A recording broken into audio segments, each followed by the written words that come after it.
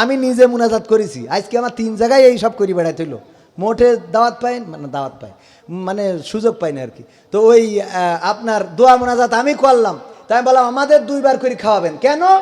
কারণ হলো এখানে 8,000 লোকের আয়োজন, আমরা মিলাদ পড়লাম, মিলাদ পড়াবার অনেকে অন্যভাবে নেবে, তো তো দোয়া করলাম ধরেন, তো দোয়া করলাম 100 জন, বাকি 7,900 জন এই সাথে ওপেন উকেনে কুপান্দে যাবে, এ তো ভাল লাগছে না, কথা কয় না। তাহলে কষ্ট করলাম। এর আগে একখানায় গেছি, তার নাম বলবো না, বললি ও ছেলেপিলে আমার কাটি খুলে দিতে পারে, তো এই জন্যই ওই খানার নাম বললাম না। সেই খানায় যেয়ে আমরা যাইয়ে দোয়া মোনাজাত করি, জহরের নামাজের রক্ত হয়ে গেছে, আজান দিয়েছে, তা আজান দিয়েছে, এখন খাতি বসলি, এটা তো ঠিক না। তো আমরা বললাম তাহলে আমরা যাইতে নামাজ পড়ে আসি। এখন নামাজ পড়তে যাই, জহরের নামাজ তো 1:30টায়, শেষ হইতে হইতে 45, আমাদের যাওয়া আসায় মোটামুটি ঘন্টা খানিক চলে গেছে। এসে দেখি পুরো ফর্সা, আমাদের জন্য কিছু নেই। আমি বলছি তা তাহলে কাদের জন্য করলেন আপনারা এই আয়োজন, কার জন্য? এই রোদির মধ্যে ফাঁকা মাঠে টান টানিয়ে রোডে রোদি বসে রয়েছি, বসে হুজুর টেনশন করি না, আল্লাহ বলেছি ইন্নাল্লাহ মা সাবিরিন। কত বড় শয়তান! মানে আয়াত যেখানে যেটা দরকার, ফকির বলছে ইন্নাল্লাহ হাশতারা মিনাল মুমিনিনা, ইন্নাল্লাহ হাশতারা মিনাল মুমিনিনা আনফুসাহুম ওয়া আমওয়ালাহুম বিআন্না লাহুমুল জান্নাহ। বলছে যে আল্লাহর রাস্তায় যা দুবা, ওর বিনিময়ে তুমি জানো। এর আগে যে কইছে কুপান দিতে হবে, কতল করতে হবে, যুদ্ধ করতে হবে, সে কথা কিটা কবে পরের টুক লাগাই দিয়েছে, বলছে আল্লাহর রাস্তায়। ওর নাই আল্লাহর রাস্তায়। ফকিরও তো এখন নেই সেরাম, এখন তো ফকির মুক্ত অঞ্চল। বাঁকড়াও ফকির মুক্ত অঞ্চল না, অনেক জায়গা ফকির মুক্ত অঞ্চল, সাইনবোর্ডে লেখা রয়েছে ফকির মুক্ত অঞ্চল, ওর নিচে দাঁড়ায় একজন ভিক্ষে করছে। যাই বলছি বাবাজি কি করতে যায়, তো তেজ মেরি দিলে সাইনবোর্ডের। বলছে কেন বাবা কি হইয়াছে? কেন বাবা কি হয়েছে? পাকামো টের পাও না, কি লিখা রিখের করছাও কি? বলছে কি বাবু কয়েকদিন লিখা কি, আমি তো পড়তে পারি না বাবু। তারপরে লিখা রয়েছে ফকির মুক্ত অঞ্চল। তো ঠিকই আছে, ঠিক আছে মানে বলছে ফকির মানে তো ভিক্ষে করা যাবে না, ঠিকই আছে। তো ভিক্ষে করা যাবে, তো তুই থাল পেঁচি নিয়ে বসে রয়েছিস কেন? বলছে আমি ভিক্ষে নিচ্ছি না, সাহায্য নিচ্ছি। ও কি নেছে? সাহায্য নিচ্ছে। বলছে ভিক্ষের যাবে না, চলে গেছে। ও এখন আর হয় না, এখন দেশে মেলা উন্নয়ন, এখন আমরা ভিক্ষে টিক্ষা নিই নি। ঢাকায় আমার ক্যামেরাম্যান সাক্ষী, টাকা দিয়েছি 10 টাকা, বলছে মামা আর 10 টাকা দেন। তাই আমি বলছি বাপু রে 10 টাকা দিয়েছি, তুমি আর 5 জায়গায় গেলি 50 টাকা হইবে না, তা আমি আবার 10 টাকা দেবো কেন? বলছে মামা 10 টাকা এখন কিছু হয় না। যেহেতু ভালো তাল শুরু করি যাবে, গিলাসে খালি ঘা দিচ্ছে। আমি বলছি তুই গিলাস ভাঙবি নাকি? এই বলছে তাহলে দেবেন না? তাই আমি বললাম তা দেবো, তোর কলাম না আরও 5 জায়গায় যা। তা বলছে তুই রাস্তায় অ্যাক্সিডেন্ট করি মরবি, তোর জন্য রক্তক্ষরণী, তোর জন্য কলেরা হয়, তোর জন্য বসন্ত হয়, তোর জন্য করোনা হয়। দোয়া করি থিয়ে হাঁটা দিলে চিন্তা না, মানে সহ্য না করি পারবেন কি করে? এই সেদিনকের ঘটনা, দোয়া কায়দা মতো মানে একে দিলি ওরে খুশি, আর না দিলি আল্লাহর ওলি। এই জন্যই বললাম যে এখন বুঝে শুনে মুসলমান হবা ঠিক আছে, কিন্তু কাটাকাটি করতে হবে। তুমি কলেমা পড়িয়ে টাকা তুলে নিয়ে চলে যাবা, ও পাকামো হবে না। ওইটা হবে আমার এলাকার লোক, এলাকার হিন্দু মুসলমান হবে। আমরা চিনি যে ওই জগদীশ কুমার, ও সেইখানে মুসলমান হোক ওপেন, ওর আমরা টাকা কেন, ওর দরকার হলে ঘর ভাড়াও করে দেবো, কথা কয় না। কিন্তু তুমি আসবা ওই অনেক, এখন এটা কিন্তু কেন বলছি, প্রায় জায়গায় যেয়ে হুজুরের কাছে কয় হুজুর আমার জীবনে বড় শখ ছিল আমি আপনার কাছে মুসলমান হব। এইভাবে মিলায়ে দেখলাম এক একজন 5 জায়গায় 7 জায়গায় 10 জায়গায় করে মুসলমান হয়ে গেছে। এ আসলেই মুসলমান। ও যে এই খালি এইটা কইয়ে হুজুরের হাতে, আর হুজুরও মনে করে ওরে বাবা আমার মতো বক্তা দেখে কিনা, আমার ওয়াজ শুনে নিজের বউ মুড়ি ধরে নিয়ে হিন্দু মুসলমান এই বসে নুনু কেটে বসে রয়েছে, কথা কয় না। ও তো একেবারে আরে বাবা বগল বাজায়, কিন্তু ও যে আরও 7 জায়গায় মুসলমান হয়েছে, এটা কিটা কবে? সত্য বলছি না মিথ্যা বলছি? যারা অনলাইন অ্যাক্টিভ তারা জানে এই ঘটনাগুলো। এইভাবেই চলছে এই সমাজ। ভাইয়েরা আমার, আমি তো 10টা বেজে গেছে, কথা বেশি বলা ঠিক না। প্রধান বক্তাও কথা বলবেন। আমার ছেলেকেও আমি একটা গান আপনাদের, আমার ছেলের একটা গান শোনায় যাবো, শুনবেন ইনশাআল্লাহ। ও যে কতটুকু হয়েছে, আর আমি আমার আবুল হায়াত শেষ হয়ে গেলি, ওরই তো চালাতেই হবে নাকি? আমার আব্বাস চেনতেন আপনারা? চেনতেন কেউ?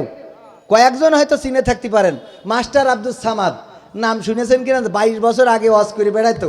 তো এই বাঁকড়াইও করেছে, করিনি এমন না, মুরব্বীরা 2-1 চিনে থাকলেও চিনতে পারেন। আমার আব্বা ওয়াজ করতো, তারপরে যে আমি আল্লাহ হয়তো মনে মনে কই যে আল্লাহর কাছে আমার আব্বা ইন্তেকালের মারা গেছিল এক মাহফিল থেকে ফেরার পথে, থানা থেকে লাশ নিয়েছিলাম কালীগঞ্জের। তো আমার আব্বা বলতো কি, মানে হয়তোবা মৃত্যুর সময় এই দোয়াটা করেছিল, আল্লাহ তুমি আমার ছেলেকে একটু কোরআনের ময়দানে কবুল করো। কারণ আমার আব্বা মাঝে মাঝে বলতো যে আমি তো মাদ্রাসায় পড়িনি, তারপরেও আমি ওই সুন্দরবনের হরিণ ধরি খাই, মানে ওই সুন্দরবন অঞ্চলে গেলে মানুষ হরিণ ধরি খাওয়ায়। তো আমার ছেলে মাদ্রাসায় পড়ে, যাক 2 ক্লাস আলিয়া মাদ্রাসায় পড়িস, তো এই জন্য অনেকে হাসতেছে, তা হাসলেও কিছু করার নেই। তো এখন এই যে মাদ্রাসায় পড়িছি, তো আমার আব্বা বলতো যে আমার ছেলে তো একসময় যেই বা সুন্দরবনের রয়্যাল বেঙ্গল টাইগার ধরি খাবে। তো রয়্যাল বেঙ্গল টাইগার ধরি না খালেও এখন ওই ক্লাসে মোটামুটি খাওয়া হচ্ছে। গেলি আগের থেকে জিজ্ঞেস করে, হুজুর আপনি কি খাবেন? ছাগলের গোশ না, গরুর গোশ না, উটির গোশ না, ভেড়ার গোশ না, হাতির গোশ না, ঘোড়ার গোশ না, কুত্তার গোশ, সব জিজ্ঞেস করি নাই যে কি খাবেন আপনি, আপনার জন্য যা খাইতে চাবেন তাই জমাই করবো। বিষয়টা কি বোঝা গেছে? হুজুররা খাওয়ার জন্যই মরে না, খাইয়ে ডায়াবেটিস হইয়া স্টক করে মরে থাকে। ঠিক বলছি না বেঠিক? হুজুরদের খাওয়ার অভাব আছে? গ্রামের যত বড় মোরগগুলো যদি হুজুরের পেট কাটেন চেক করেন, এর মধ্যে আছে কি নেই দেখেন, আছে না নাই? হুজুরির বড় মোরগগুলো হুজুরির জন্য জবাই করে, তাও ফুসফুসে কিডনি, তারপরে এই যে আরও যা আছে হার্ট কুইলজে, এগুলো খুইলে খুইলেতে খাওয়াই হুজুরি। হ্যাঁ, আর আপনাদের এর যে বিনিময়ে কি করতে হয়, আল্লাহ তুমি তো চালাবে দিও, আল্লাহ খুব ভালো বেরিয়েছি, আমাদের এই বলা ছাড়া তো আর কোনো রাস্তা নেই।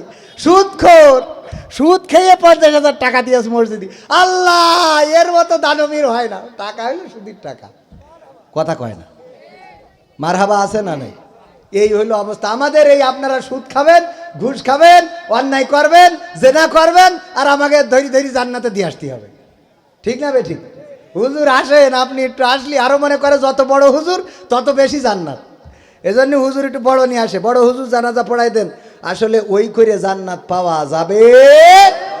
আপনার যদি নিজের না থাকে, ওই খানিক আগে বলে আসলাম এক হুজুর খুব কায়দা করে দোয়া করিছে, দোয়া করতে করতে কান্তি কান্তি চোখের পানি শেষ হয়ে গেছে, আরো কিছু হালাত করে নিতে গিলাস দিয়ে লাগাই নিয়েছে, নিয়েতে কাইন্দে, আল্লাহ তোমার বান্দা এত ভালো মানুষ, জান্নাত দাও, একটা না তোমার 8টাই দিতে হবে, একটা দিলে হবে না, 8টা দিয়ে দিবা গো আল্লাহ।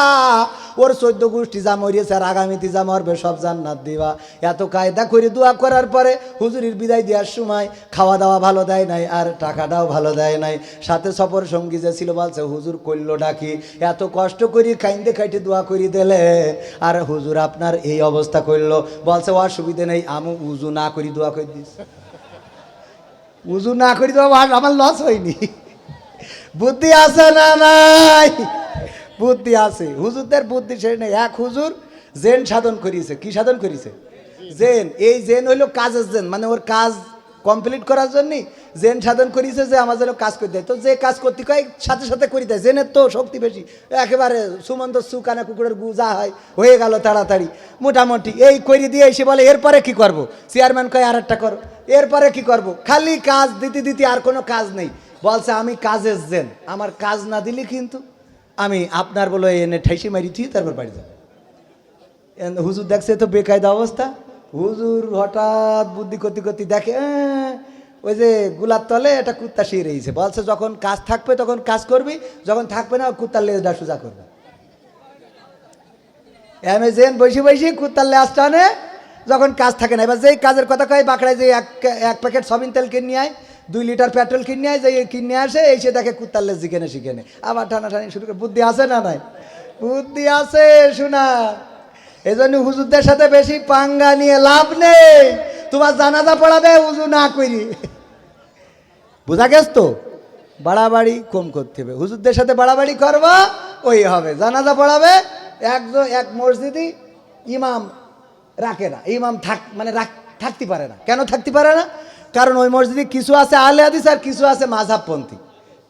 কিছু লামাযাবের, কিছু মাযহাবের। মাযহাবপন্থীদের কথা হইলো বুকের পেটের নিচে হাত, হানাফি মাযহাবে যারা অবশ্যই শাফি মাযহাবে বুকের উপরে হাত বাঁধে, আমিন জোরে বলে, রফাদাইন করে। কিন্তু হানাফি মাযহাবে পেটের নিচে হাত, তো ও বা নাভির উপরে হাত।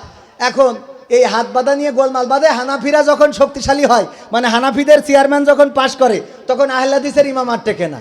আর আহলে হাদিসের যদি চেয়ারম্যান পাশ করে, তাহলে হানাফি মাযহাবের ইমাম আর টেকে না।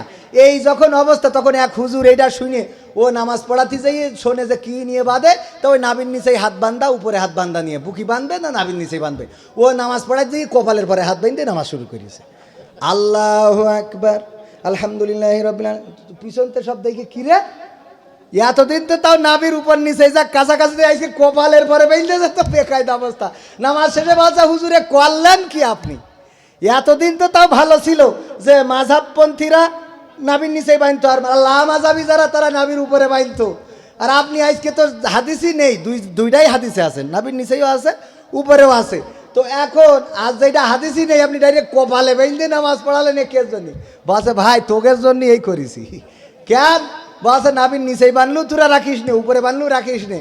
তা আমি চিন্তা করলাম তাহলে কপালে বান্ধি অন্তত ঝামেলা ঝঞ্ঝাট মুক্ত থাকি।